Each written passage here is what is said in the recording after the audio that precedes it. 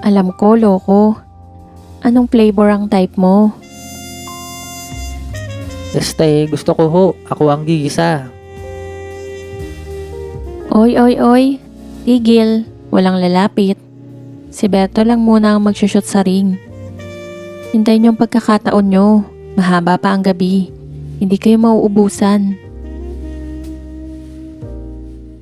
Secret XPG. Napakahilig ni Jordan sa basketball. Passion niya ito mula pa sa pagkabata. Kaya nga lamang bukod sa pangalan niyang Jordan at ang kanyang athlete's foot, wala na siyang anumang katangian pa na may uugnay sa basketball. Pandak na nga at mataba, may hika pa ang ating bida. Pero meron din si Jordan na wala ang iba, na kaiinggitan ng marami, lalo na ng mga kalalakihan. Bukod kasi sa matalino si Jordan, civil engineer siya at isang matagumpay na kontratista, ay maganda at napaka-sexy ng kanyang asawa. Si Mona, ang pangarap ng mga mahihilig, bata man o matanda ng barangay Di Mahindot. Isang lugar na kung saan nakararami ang mga kababaihan, mga babaeng wala pang karanasan. Marami kasi sa kanila ang salat sa ganda. Si Mona ay malambing, malandi at napakahilig. Subalit pinipilit maging tapat sa asawang si Jordan sa gitna ng napakaraming gustong makashoot sa ring na nasa kanya. Pero nagbago ang lahat nang maisipan ni Jordan na maging manager ng isang basketball team para isali sa taunang liga, ang liga ng barangay na ginaganap tuwing summer. Matagal na itong pangarap ni Jordan, ang magkaroon at mamahala ng isang basketball team. Dati niya na rin itong ikinonsulta sa asawa dahil hindi naman biro ang maging manager ng isang koponan. Magastos ito, sa tingin niya ay hindi naman tutol ang kanyang asawa dahil dati itong basketball player. Madalas ring sumasama ito sa kanya sa panonood ng mga laro sa kanilang barangay. Kaya nang magkaroon siya ng pagkakataon dahil nag-resign ang manager ng isang koponan, ay agad nagpresenta si Jordan na pumalit. May kakayahan naman siya kung sakali. Isang gabi, nakahiga na sila sa kama nang sabihin ni Jordan sa asawa na kinuha na siyang manager ng isang koponan. Ikaw ang bahala. Alam kong yan ang gusto mo. Basta ba hindi maapektuhan ang ating kabuhayan, ang negosyo mo? Sagot ni Mona. Sigurista si Mona.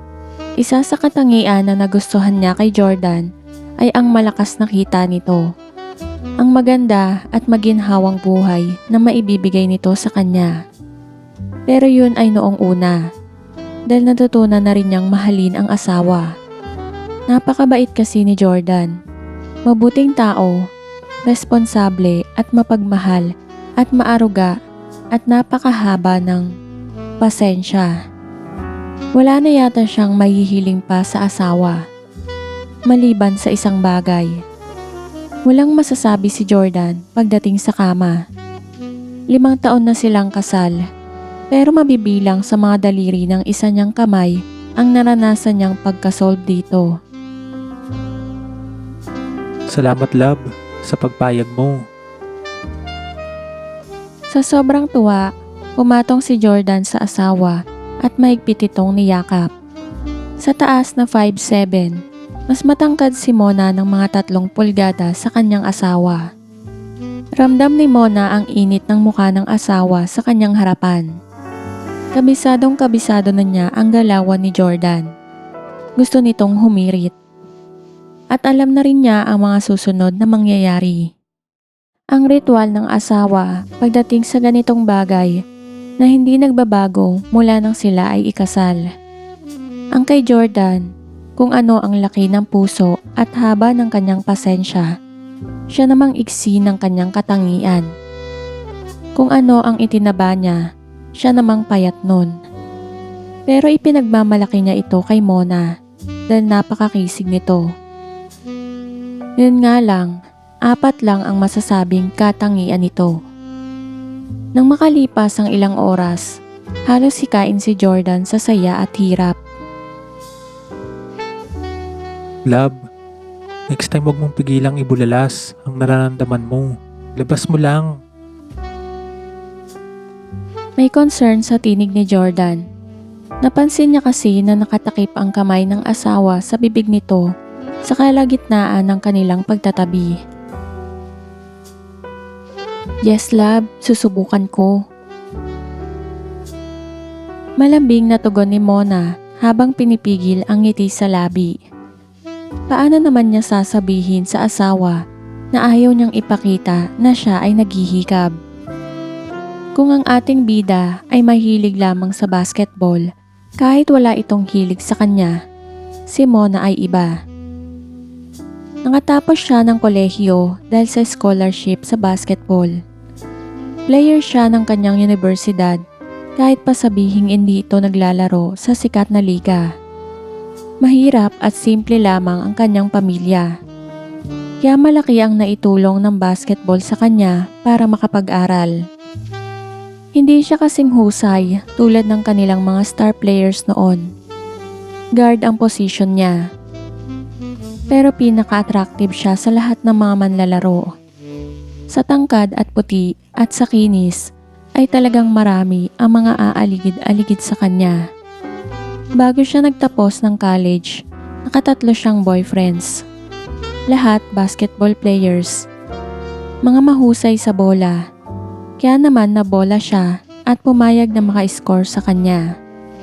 After graduation, 2 taon lamang siyang nagtrabaho sa isang sangay ng gobyerno bago niya nakilala si Jordan.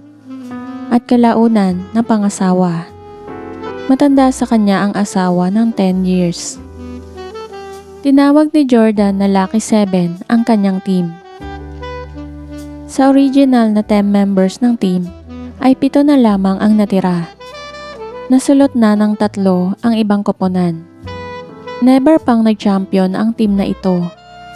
4th place lamang ang pinakamataas nitong naabot. Gabi sa bahay ni Jordan. Matapos ang isang masaganang hapunan, ay pinulong na ni Jordan ang 7 miyembro ng kanyang koponan. Hindi na iba sa kanya ang mga ito dahil madalas naman niyang mapanood ang kanilang laro. Pero mas kinilala niya ang 5 dito dahil sa angking nilang husay maglaro.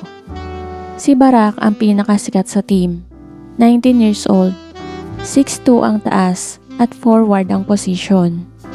Binansagang Barack ang mahiyaing binata dahil kahawig niya sa muka, kulay at pangangatawan ang dating presidente ng Amerika na si Barack Obama.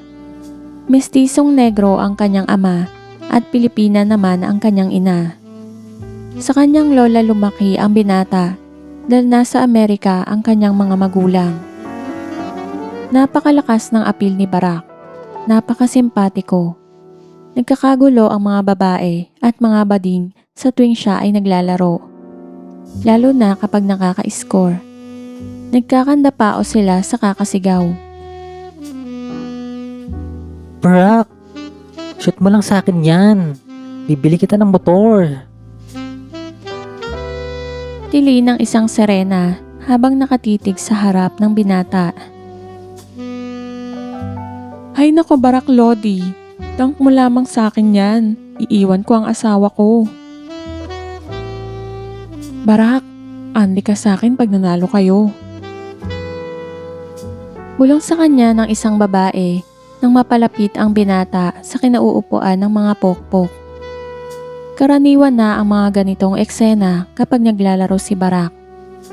Hindi pa rin niya mapigilan ang mag-blush. Mamula ang muka dahil sadyang napakamahiyain niya. Usap-usapan din ang hindi pangkaraniwang katangian na meron kay Barack. Sa totoo lang ay wala pang karanasan ang binata. Si Boy Capre ang center ng koponan. 6'4" ang taas at malaki ang katawan. Moreno, konti na lang at masasabing mukhang tao na siya. Malakas ang animal appeal dahil mukha talagang animal. Si Turong Ahas ang forward, kaya tinawag na Ahas ay dahil magaling mang-ahas ng asawa ng may asawa, ang 20 anyos at simpatikong 6-footer ng barangay. Ayaw niya sa mga single at lalo na sa mga inosente pa. Si Bertong Boso, 21, tulad din ni Ding, ay isa ring guard ang binatang ito. Matalas ang mga mata, mabilis ding kumilos. Mag-dribble ng bola, pero mas matalas ang mga mata sa paninilip kapag may pagkakataon. Bukod sa unang 5 ni Mrs., may 2 pang manlalaro. Hindi ko nabibigyan ng pangalan at baka sumikat pa. Mga extra lang naman sila. Gabi sa bahay ni Jordan, pagkatapos ng isang masaganang hapunan, pinulong na ni Jordan ang 5 manlalaro. Guys, isa lamang ang hinahanap ko sa inyo. Katapatan sa akin at sa aking kupunan. Focus lamang sa bawat laro. Gawin nyo palagi ang makakaya nyo. Magturingan tayo na parang isang pamilya. Pangako, gagawin ko at ibibigay ko ang lahat ng dapat nyong asahan sa akin bilang inyong manager. Ang asawa kong si Mona, ang inyong assistant manager, pansamantala na ring coach. Dati siyang player at guard ang laro niya. Nakakaintindi at nakakabasa siya ng laro. Kaya kung ano ang respeto na ibibigay ninyo sa akin, ay sana ay ganun din sa kanya. Maliwanag ba mga bata? Pagtatapos ni Jordan. Yes, bossing! Malakas at sabay ang sagot ng 5. Pero lahat sila ay kay Mona nakatingin. Nakabukaka ang burarang asawa ng kanilang manager. Tululaway ang grupo, lalo na si Berto. Maliban kay Barak na agad umiwas ng tingin. Nahihiya dahil nagtama ang tingin nila ni Mona. Malakas ang kabog ng dibdib ng binata. Hindi naman ito lingid kay Mona na lihim pang nangingiti. 2 buwan bago ang liga, nagsimula nang mag-practice ang koponan sa basketball court ng subdivision kung saan nakatira sina Jordan. Bukod sa strategy ng dating coach ni Barak, ay ginamit din ni Mona ang mga nalaman niya sa kanyang coach noong high school. Hindi naman nagtagal si Jordan at agad umuwi ng bahay para gawin ang plano ng isang building project. Okay guys, so far so good, break muna. Nakangiting tawag ni Mona. Napaka-sexy niya sa suot na sports shirts at jogging pants. Napunan niyang parang asewa at naiilang sa kanya ang 7 manlalaro. Kaya kinausap niya ang mga ito. Nakapaikot sila kay Mona. Nakasampay ang kanilang mga braso sa balikat ng bawat isa. Langhap nila ang pinaghalong amoy ng pabango at pawis nito. Kanina pa kasi nagiinit ang katawan ni Mona habang pinapanood ang unang 5 niya. Shorts lang kasi ang kanilang suot at nangingintab sa pawis ang mga maganda nilang katawan. Ang gaganda ng mga abs lalo na si Barak. Biglang nabuhay ang hilig ni Mona na unti-unting pinapatay ng kanyang asawa. Kung may gusto kayong sabihin sa akin, kahit na ano, huwag kayong mahiyang magsalita. Ituring niyo akong parang ate niyo. Huwag lang tita, dahil 29 pa lang ako. May kalandian niyang biro. Lalo na ikaw, Barak. Bilang leader ng team, inaasahan ko magiging open ka sa akin. Asahan mong magiging open na open din ako sa'yo. Makahulugan ang tingin niya sa binata. Araw-araw na ang kanilang practice. Kontento naman si Jordan at Mona sa performance ng 7. Partikular na ang unang 5. Pero ramdam pa rin ni Mona ang ligalig ng 5. Lalo na kapag wala si Jordan. Hindi kaila sa kanya ang lagkit ng tingin ng mga ito. Opening ng liga, talo ang Lucky 7. 10 puntos ang lamang sa kanila ng The Jokers, ang pinakamalakas na team at inaasahan ng marami na siyang magcha-champion sa liga. Pagkatapos ng laro, sa isang fast food dinala nila Jordan at Mona ang 5. Hindi na sumama ang dalawang extra. Nagpaalam na kailangan na nilang umuwi kaagad. Cheer up. Maganda naman ang laro ninyo. Medyo kinapos lang tayo sa bandang huli. Pakonsuelo ni Jordan sa 5 na halatang mukhang malungkot at nahihiya sa kanilang pagkatalo. Babawi kami next game, Coach Bossing. Sagot ng 5 sa mag-asawa bago sila tumayo para magpunta sa restroom. Mukhang magpupulong sa loob ang mga loko. Biro ni Jordan. Teka nga, maka-jingle nga rin. Paalam ni Mona. Gabi na kaya konti na lang ang mga tao sa loob. Papasok na sa CR si Mona nang makarinig ng usapan, kasabay ng malakas na tawanan sa katapat na CR ng mga lalaki. Na-curious si Mona, bahagyang lumapit sa pinto. Ina, saya siguro makatabi ni Coach ano. Palagay ko makakatatlo ako sa kanya. Ako nga eh. Kahit makain ko lang, solved na ako. Oo nga, mukhang malaki at malaman. Nakabakat lagi. Di tuloy ako makapokus sa laro. Masaya siguro siya magpamerienda. Ang laki ng bibig at malaman ng mga labi. Roberto, ano ang masasabi mo? Mga pare, sa likuran ako. Maganda ang ulma. Grabe. Tsaka mukhang mahilig si Coach. Swerte ni manager. Kaya alam mo kung maliit ang kaibigan ni Bossing. Narinig itong lahat ni Mona. Bagamat natuwa siya at pinapangarap siya ng mga loko, ay hiyang-hiya naman siya dahil paano nilang nalaman na walang maipagmamalaki ang kanyang asawa. Lalo niyang pinagbuti ang pakikinig. Malakas ang kaba ng kanyang dibdib. Huwag niyong pag-isipan ng ganun si Coach. Asawa siya ni Bossing. Kilala ni Mona ang tinig ni Barak. Uy, Barak, masyado kang mabait. Kaya hanggang ngayon di ka pa nakakasubok eh. Sayang lang ang gandang lalaki mo. Lalo na yung pinagmamalaki mo. Malakas na tawa ng 4. Kunwari ka pa na ayaw mo makatabi si Coach. Sinabi ko bang ayaw ko? Halika na nga, baka nainip na sila Bossing. Sambit ni Barak. Mabilis na pumasok sa CR si Mona nang maramdamang palabas na ang mga loko. Sa kanya lamang namalayan na nakaramdam siya sa usapan ng mga iyon. Kinabukasan sa practice, iba na ang tingin ni Mona sa 5 binata habang nasa isip pa rin ang narinig niya sa CR kagabi. Lalo pa at bitin na naman siya kanina. Mag-uumaga na kasi nang magising siyang nakapwesto si Jordan sa kanya. Kaya ngayon, magkahalo na ang nadarama niya. Wala sa sarili na nakabukaka siyang nakasalampak sa pagkakaupo sa bench. Saka lang niya napansin ito. Kaya pala panay ang tingin sa kanya ng mga loko tuwing mapapadaan sa harap niya. Kasabay sa pagpasok ng kalokohan sa kanyang kaisipan ay ang pagpasok din ng isang ideya kung papaanong mamomotivate ang kanyang grupo para masungkit ang kampyonato.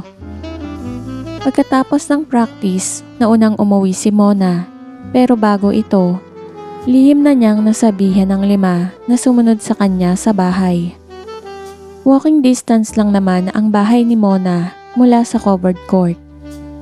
Sa tabi ng clubhouse, kaya madaling nakasunod ang mga mahihilig na binata. Nanlaki ang kanilang mga mata sa dinat ng ayos ng sexing coach. Nakabathrobe lang, bagong paligo. Nakanganga naman ang 5, bagong paligo rin. Magkakatabi silang naupo sa mahabang sopa. Nasa harapan naman nila naupo si Mona. Halata ang pagkaasiwa ng mga binata. Tatapatin ko na kayo. Alam ko may pagtingin kayo sa akin. Diretsahang salita ni Mona. Coach! Chorus nilang sagot. Narinig ko ang mga usapan nyo kagabi sa CR ng fast food. Matagal bago may naglakas ng loob na sumagot. Coach, nagbibiruan lang kami. Sorry ho. Ani ni Barak. Alam ko ang totoo, Barak. Nakikita ko sa mga mata nyo at sa mga pinagmamalaki nyo. Nakangiting salita ni Mona. At sa palagay ko, hindi tayo makakapokus sa ating mga darating na laban hanggat hindi tayo nagkakatapatan ng ating saloobin. Gusto kong mawala ang pagkaasiwa nyo sa akin. Ganun din ako sa inyo. Tumayo si Mona at unti-unting kinakalas ang tali. Giyahin nyo rin ako. Oh! Narinig nyo ako. Kung gusto nyo ipakita ko sa inyo, ang gusto nyo makita. Sabay talikod ni Mona. Ang ganda ng kurba ni Mona. Sabay halos nagsibagsakan sa sahig ang mga kagamitan at medyas at rubber shoes ng mga loko. Pigil ang paghinga habang nakapako ang mga mata sa nakakabighani nilang coach na nooy dahan-dahan nang umiikot paharap sa kanila. Mapanukso ang ngiti at walang bahid ng hiya ang mukha ni Mona habang nakapamewang pa. Ang mga binata, sobrang nabigla. Namilog ang mga mata. Nanuyo ang mga lalamunan, bagsak ang mga panga. Naninikip ang mga dibdib. Nakalimutan na yatang huminga. Iisa ang direksyon ng kanilang tingin. Ang hayop sa kaseksihan ni Coach. Sabay nagsitayo, lahat nakaturo sa kisame. Tinangka nilang takpan. Hoy, hindi yan patas. Alisin nyo yung mga kamay nyo. Utos ni Mona. Ayan, ganyan. Huwag na tayong magkahiyaan, okay? Ito ang matagal nyo nang gustong makita, hindi ba? Kaya ayan, pagsawaan yung titigan. Imbita ni Mona kasabay ng bahagyang pagliyad upang lalong bigyan ng mas magandang tanawin. Malalim na rin ang paghinga ni Mona habang nakatitig sa 5 na nakahilera sa kanyang harapan. Ayon sa tangkad ang hilera ng mga ito. 7, 6, 5, 4, and 3. Barak, Boy Capre, Turong Ahas, Ting Bato at Bertong Boso. Kung masasabing gwapo ang isang katangian, ito ang kay Barak. Makinis, diretso at ang ganda ng hugis. Walang sinabi ang mga sikat na artista noon. Bahagyang kinilig si Mona habang nakapako ang tingin kay Barak. Ibang klase ang lumukob sa kanyang katauhan. Alam niya kasing inosente pa ang binata. Kung sakali, ngayon lamang siyang makakasama ng isang lalaking walang karanasan. Kilig na kilig ang loka sa posibilidad na ito. Parang pinako naman sa sahig ang mga players ni Mona. Walang makakilos. Wala na tayong dapat pang itago sa isa't isa. Ngayon, tatapatin ko na kayo. Malaking bagay para sa akin, lalo na sa aking asawa. Kung tayo ang magcha-champion, alam kong mabigat ang ating laban. Pero naniniwala akong kaya natin to kung magtutulungan tayo. Kaya naman, naisip kong bigyan kayo ng konting inspirasyon para mas lalo kayo magpursigi sa bawat laro. Susuklian ko naman ang bawat panalo nyo. Pagkasabi nito ay umupo si Mona sa sopa. Walang nakapagsalita. Sabay-sabay na palunok ng laway ang mga binata. Walang kurap na nakatitig sa slow motion ng kanyang pagkilos. Ito ang premyo ninyo sa bawat panalo sa second round. Sa unang panalo, ipapahawak ko sa inyo. Tandaan nyo, hawak lamang. Sa susunod, pwede nang meryendahin. Pagkatapos nun, kayo naman ang pagbibigyan ko kapag pumasok tayo sa quarterfinals. Magandang salo-salo naman sa semifinals. At kapag nag-champion tayo, andin na kayo. Buong pagmamalaking sambit ni Mona. Kasunod nito ay ang nakakabinging katahimikan. Walang maririnig maliban sa parang hinihikang paghinga ng mga loko. Wala ring gumagalaw. Hey boys, ano? Okay ba yun sa inyo? Magsalita kayo. Tumayo si Mona at lumapit sa harapan ng 5. Totoo ho, coach. Nagkakandabulol na sagot ni Turong Ahas. Talaga ho, coach. Seryoso? Segunda ng 4. Hindi ako nagbibiro. Buong gabi, makakasama niyo ko. Promise ho yan, coach. Sabay na sagot ng 5, abot tenga ang ngiti, hindi pa rin makapaniwala sa sinabi ni Mona. Araw ng unang laro, pagkaraan ng kasunduang naganap sa bahay ni coach. Iba yung sigla, bilis at determinasyon ang pinakita ng 5. Maski ang 2 extra nilang kakampi ay nagtataka sa pinakitang laro ng 5. Kaya naman 20 puntos ang lamang ng Lucky 7 sa pagtatapos ng laro. Katulad ng inaasahan, highest pointer si Barak, lowest naman si Bertong Boso. Tulad ng dati, tumuloy sila sa paborito nilang fast food. Halatang hindi mapakali ang 5, parang pinasaka ng sili. Sobrang excited sa naghihintay na gantimpala. Panay naman ang papuri sa kanila ng 2 saling pusa sa team. Kung alam lang nila ang gantimpalang naghihintay sa 5. Sa bahay ni Mona, pagkatapos niyang mag-shower, ay sa kanyang banyo na rin niya pinaligo ang 5. Wala si Jordan, nasa kanyang project site. 1 linggo ito doon, kaya solo niya ang bahay.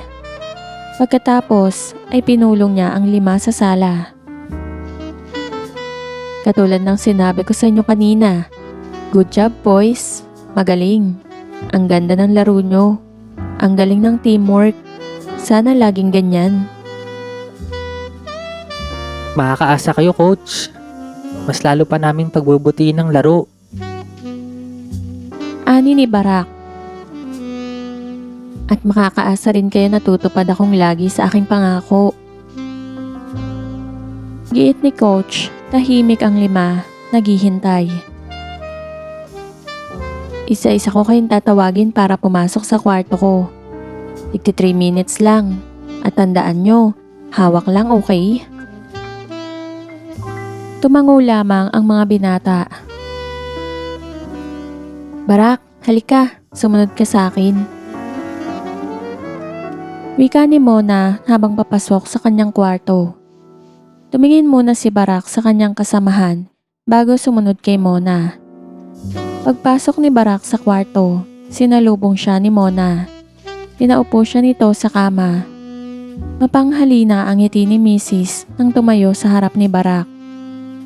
Alumpihit si Barak, hindi makakilos, kay bango ng singaw ni coach. Pero napipigilan ng likas niyang hiya ang nag-uumbalpas na nadarama. Si Mona na ang kumilos. Kinuha niya ang isang kamay ni Barak. Walang kurap ang pagkakatitig niya sa binata. Nasasayang ang 3 minutes mo, Barak. Buong lambing niyang wika. Parang kinoryente ang mga kamay ni Barak. Bahagyang nanginginig ang kanyang mga kamay sa tindi ng nararamdaman. Hindi na niya kinaya pa ang tinatamasa sa unang pagkakataon. Nawala ang hiya, kumawala ang pagkahilig. Barak, dahan-dahan, masakit. Sambit ni Mona nang mapadiin ang pagkakapisil sa kanya. Sorry ho. Mabilis na sagot ng binata. Ang lakas ng kabog ng dibdib ni Barak. Nagulat pa ang binata nang masabunutan siya ni coach. Tila nabigla ito sa nangyari, nakalimot sa sarili. Time is up, Barak. Nanlalambot man, pilit niyang idinaan sa biro ang pangyayari. Palibhasa ay likas na masunurin. Hindi na humirit pa ng extension o overtime ang binata. Salamat ho, coach. Magkahalo ang saya at lungkot sa noon siya ming sandali sa tinig ni Barak. Naawa naman si Mona nang makita ang harap ng kanyang star player. Salamat din, Barak. Palabas na sa kwarto si Barak nang tawagin ni Mona. May ibinulong. Larawan ng saya at pananabik ang mukha ng binata nang lumabas ng kwarto. Dahil solved na si Mona sa session nila ni Barak, wala na siyang nadarama sa mga sumunod pang 4 na players. Bagamat curious siya sa mga kakaibang reaksyon ng mga ito habang kasama siya. Pinakamahusay si Turong Ahas at Boy Capre. Gentle pero matindi. Eksperto naman si Ding Bato. Ang nakapagtataka ay si Bertong Boso. Dahil sa loob ng 3 minuto, mas matagal pa nitong tinitigan kesa hinawakan. Nag-request pa ito ng maraming pwesto para masipat ang iba't ibang anggulo. Maninilip talaga ang binatang may pinakamaliit sa grupo. Matagal nang nakaalis ang 5, pero nasa isip pa rin ni Mona ang maipagmamalaki ni Barak. Hindi niya malimutan ito. Ganon din naman si Barak. Nasa isip ang katangian ni coach habang nasa loob ng kanilang banyo at nag-iisa. Pangalawa na niya ito mula nang makauwi sa bahay. Habang abala ay parang naririnig muli niya ang ibinulong sa kanya ni Mona. Sa susunod na game ha, manalo man o matalo, mapapasayo na ako, promise. At dumating ang mabigat nilang laban. Nakatapat nila ang Team Mahilig. Ang runner-up nung nakaraang 2 taon, kung saan 3rd placer lamang ang dating koponan ni Barak. Kaya alam nilang tagilid sila sa larong ito. Pero dahil nga sa premyo na nakalaan at kanilang inaasam, ibang klaseng lakas, bilis at teamwork ang kanilang pinamalas. Pati tuloy ang 2 dakilang extra nilang kasama ay nag-iba din ang laro. Kahit pasandali lamang ang kanilang playtime. Ang kaso, sadya yatang hindi para sa kanila ang laro. Masakit ang pagkatalo ng Lucky 7, 1 point lamang. Naiiyak si Barak sa lungkot at sakit ng kalooban. Nauwi rin sa wala ang kanyang 35 points. Pero mas malungkot yata ang 4 niyang kasama. Bukod sa kanilang pagkatalo, ay napurnada rin ang premyo nila kay coach. Kaya tungo ang kanilang ulo pagkatapos ng laro. Wala kayong dapat ikahiya. Breaks lang naman ang game ang ating pagkatalo. Sinikap ni Mona na itaas ang moral ng mga binata habang sila ay kumakain sa hangout nilang fast food. Bago maghiwalay, binigyan sila ni Mona ng 2 araw na pahinga sa practice. Para daw makabawi ang kanilang katawan matapos ang matinding laban kanina. Malungkot na nagpaalam ang mga binata kasabay ang mga palihim na sulyap kay Mona. Baka sa kanilang mga mata ang labis na panghihinayang. Ang nabigong pag-asa na muling masilayan at makapiling ang kanilang coach. Naunang umalis si Mona. Magkakasabay naman ang 5 nang umuwi. Hindi pa rin maalis ang kanilang panghihinayang. Muntik na silang manalo kung nagkataon. Malas natin mga pare. Biyaya na, naging bato pa. Hindi mapigilan ni Boy Capre ang magmura. Hindi bale, babawi tayo sa susunod. Makakaulit din tayo kay coach. Pakonsuelo ni Barak sa mga kasama bago sila naghiwalay. Nang mapag-isa na si Barak, saka pa lamang niya pinakawalan ang ngiti na kanina pa niya tinatago sa mga kasama. Tinayak munang malayo na ang mga ito sa kanya bago pa lamang muling binasa ang pinakamasayang text na natanggap niya sa buong buhay niya. Ang lakas din ng kabog ng dibdib habang humahangos patungo sa nakatakdang paraiso. Ang text sa kanya, "Yung promise ko sa'yo, wait kita sa house mamaya. Secret lang please." Sa bahay ni Mona, puno ng pananabik ang mahilig na ginang habang nasa harap ng TV. Hindi naman nakapokus ang isip sa pinapanood.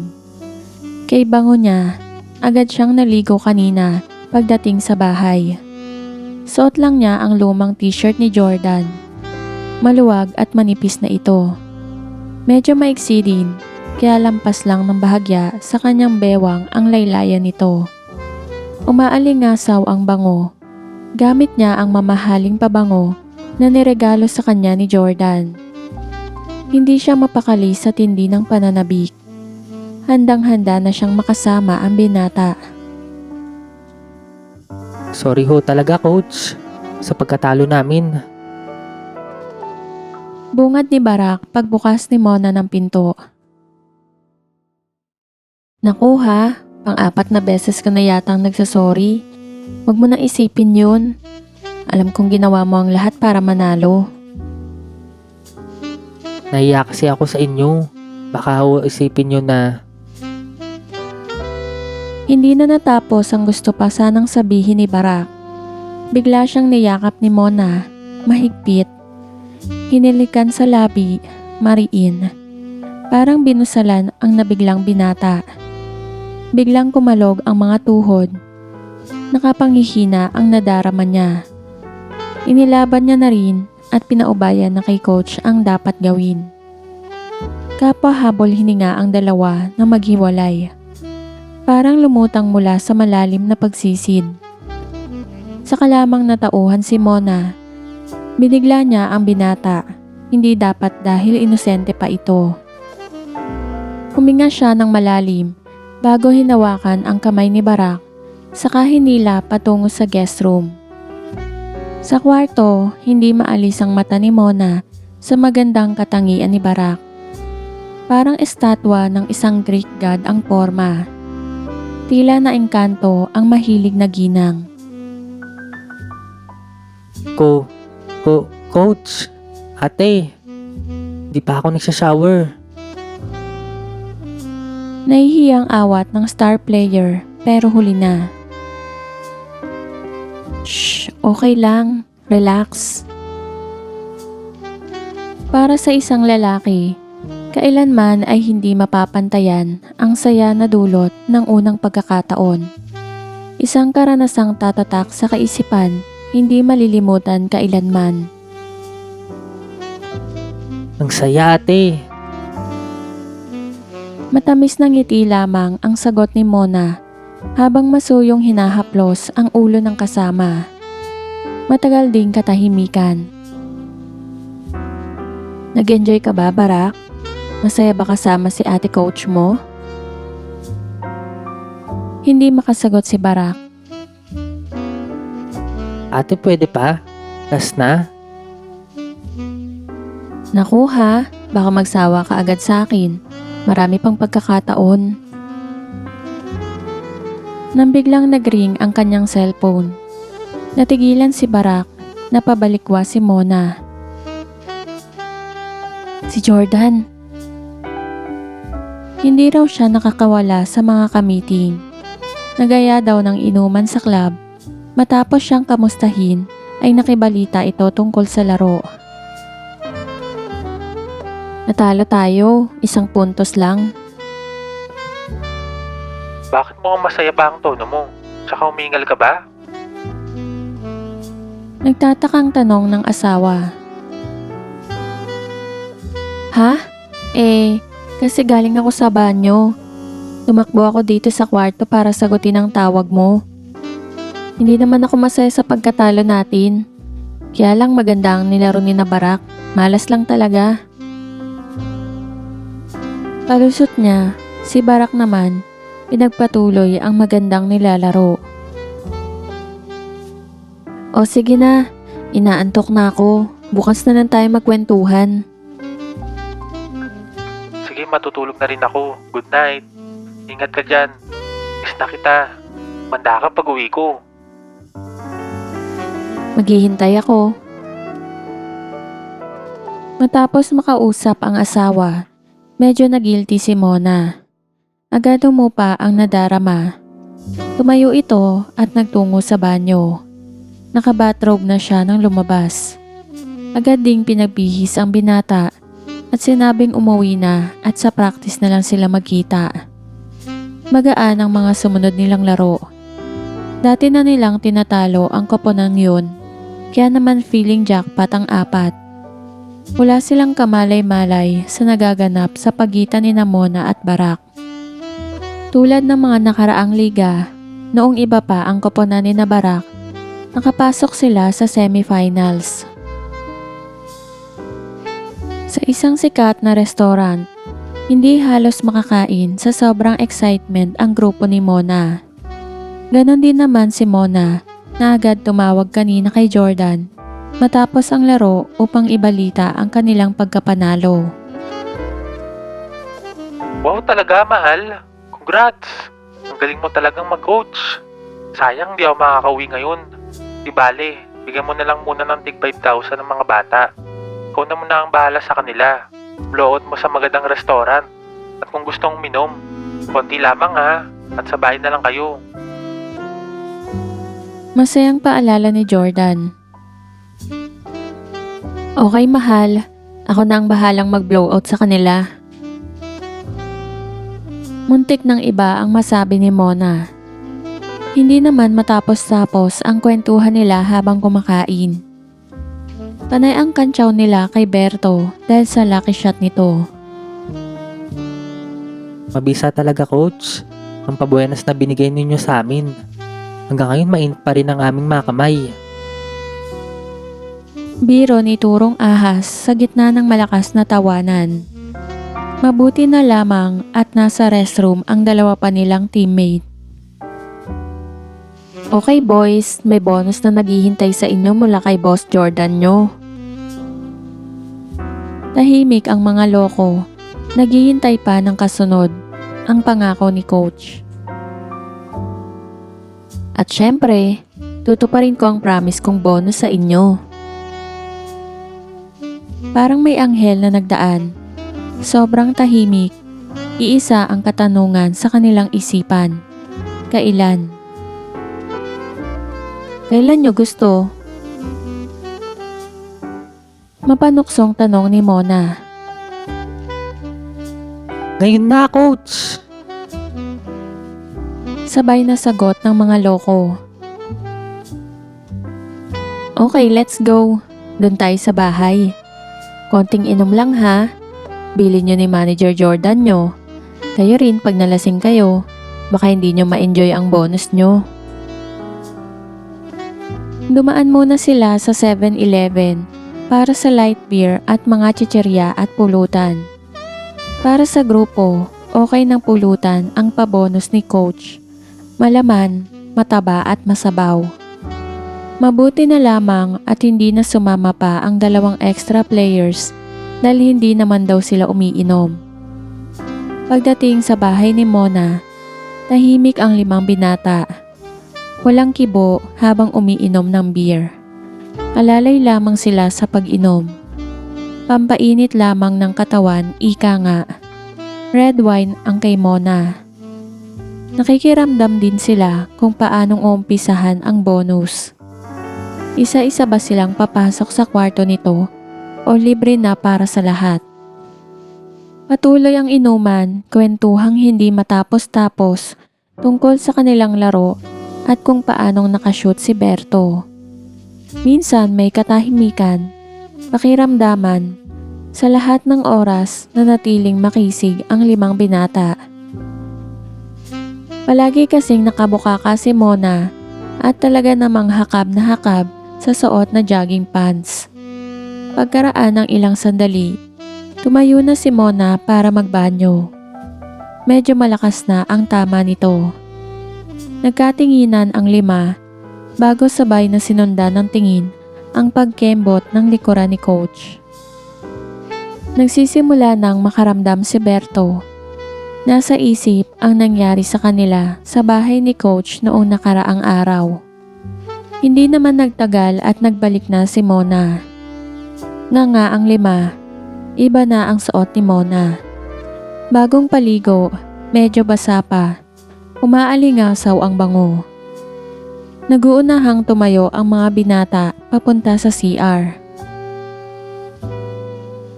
Bakit? Jijingle kayo? Pwede ba kaming makaligo sa banyo, bossing?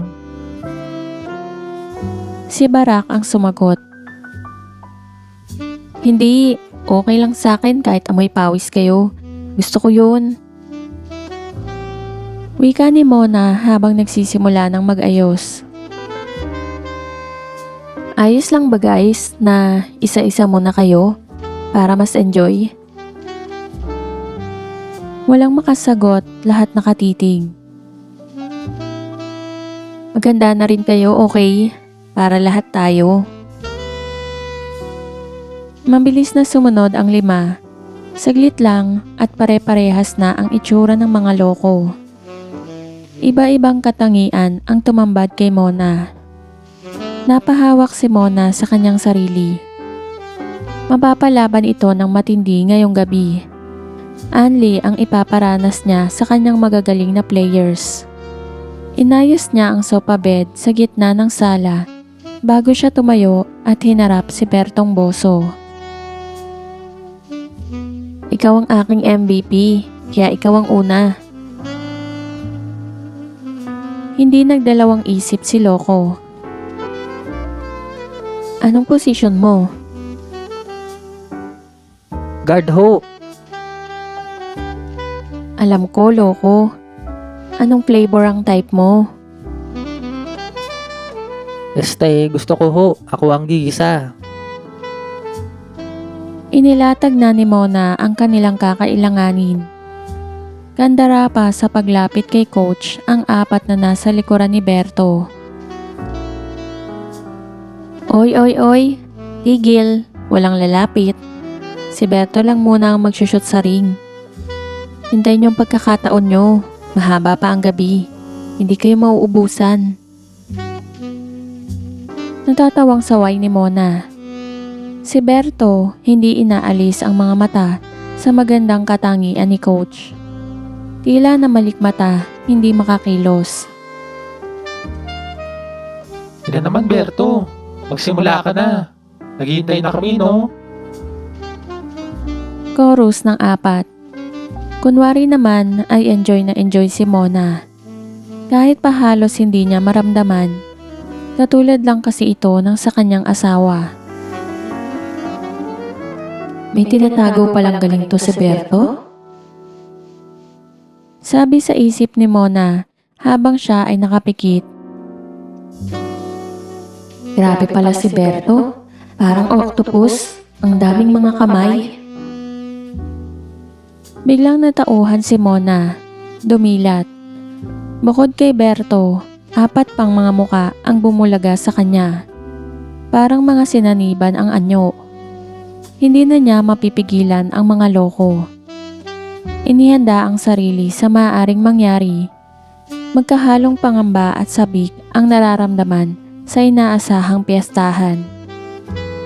Nung makita kasi ni Barak, Turong Ahas, Ding Bato at Boy Capre ang ginagawa ni Berto, ay hindi na nila napigilan ang mga sarili na makisali. Hindi na sila makapaghihintay na matapos muna si Berto. Saktong pagdilat ni Mona, nagulat sa nakita. Teka, time out muna guys. Pero huli na, wala na sa sarili ang mga binata at wala nang saysay ang utos ni Coach. Wala silang ibang nakikita maliban sa nakalatag na handaan. Kinabukasan, Pagbukas ni Jordan ng pinto, ay bumungad sa kanya ang 5 binata. Tulog na tulog. Iba-ibang pwesto. May nakaupo sa silya. May nakahiga sa sopa. Yung iba sa lapag. Suot pa ang kanilang basketball uniform. Nagkalat naman ang mga bote ng beer at red wine. Bagaman nagulat, naisip niyang nag-celebrate nga pala ang kanyang team at siya mismo ang nagsuggest kay Mona na sa bahay na nila ito gawin. Pero medyo nailang siya nang may maamoy. Maingat siyang pumasok sa kwarto nila ni Mona. Nakatihaya sa kama ang kanyang sexing asawa. Naka-short at t-shirt. Masuyo niya itong hinalikan sa noo. Kinabahan si Jordan. Tila kakaiba ang bango ng kanyang asawa. Dahil may tiwala sa asawa, hindi nag-isip ng masama si Jordan. Good morning, love. Bati nito nang dumilat si Mona. Biglang napabalikwas si Mona nang laki ang mga mata. Jordan, bakit ka nandito? Dapat nga kanina pa ako. Matraffic lang sa highway. Sorry, love. Pinilit kong makauwi sana kagabi. Pero hindi ako maabot. Okay lang, love. Kabatong sagot ni Mona. Pinapakiramdaman ang asawa kung nakakahalata ito. Naisip niya na rin ang mga binata sa sala. Siguradong nakita sila ni Jordan. Dito ko na pinatulog ang mga bata. Medyo nakainom at saka gabi na. Kaya hindi ko na pinauwi. Okay lang. Mukha nga silang puyat at pagod na pagod. Wala kasing nagising pagpasok ko ng bahay. Saka ano yung amoy sa sala? Parang kakaiba. Di kaya may ginawa ang mga loko kagabi? Ha? Yun ba? Ano yun, Sunrocks? Nagsisuka kasi ang mga loko. Hindi yata sanay uminom kaya ayun. Nahirapan nga ako at napuyat kasi naglinis pa ako ng mga suka nila bago matulog. Baka kasi nasobrahan kayo. O yun nga palang bonus ng mga bata. Naibigay mo na ba? Oo, tuwan-tuwa nga ang mga loko. Nagbiro pa nga sa akin. Salamat daw sa uulitin. Makahulog ang biro ni Mona. Masaya siya dahil nakalusot siya sa asawa. Tanghali na nang magising si Barak. Laking gulat nang makita si Jordan at si Coach na kumakain sa mesa. Guys, mabuti at gising na kayo. Tara, saluhan nyo kami. Saka congratulations nga pala. Ang gagaling ninyo. Sobrang proud na proud ako sa inyo. Ang galing mag-coach ng misis ko, ano? Oo nga, manager. Ang galing talaga ni Mrs. mag-coach. Halos sabay na sagot ng 5 habang nakatingin kay Mona. Punong-puno ng makahulugan ang kanilang mga ngiti. Matapos kumain, nagpaalam na rin si Barak kay Mona at sa pinindehong si Jordan. Makalipas ang 6 na buwan, meron na namang basketball tournament sa kanilang barangay. Excited na ulit si Mona dahil makikita na naman sila ng kanyang grupo. Hindi na kasi muling naulit ang kanilang salo-salo mula noon. Palagi na kasing nasa bahay si Jordan matapos ang kanyang project sa probinsya. Kaya natuwa siya nang kausapin siya ni Jordan tungkol sa kanilang basketball team. Pero hindi tulad ng kanyang inaasahan. Sinabi ni Jordan na ayaw na niyang maging manager ng basketball team. Bakit? Gulat na tanong ni Mona. Iba na ang gusto kong i-manage. Gusto ko naman, women's volleyball team. Excited na sagot ni Jordan. Ang hindi alam ni Mona, nakapanood pala ng volleyball tournament sa probinsya si Jordan. Tululaway niya sa kagandahan at sa suot ng hapit na shorts ng mga babaeng players. Tinablan ang loko at pumasok sa isip na magtayo ng sariling team. Mga bata at sexy. Panahon na para sumubok naman siya ng iba. Nga si Mona. Mula ng araw na yon, ang unang 5 ni Mrs. ay isa na lamang niyang alaala.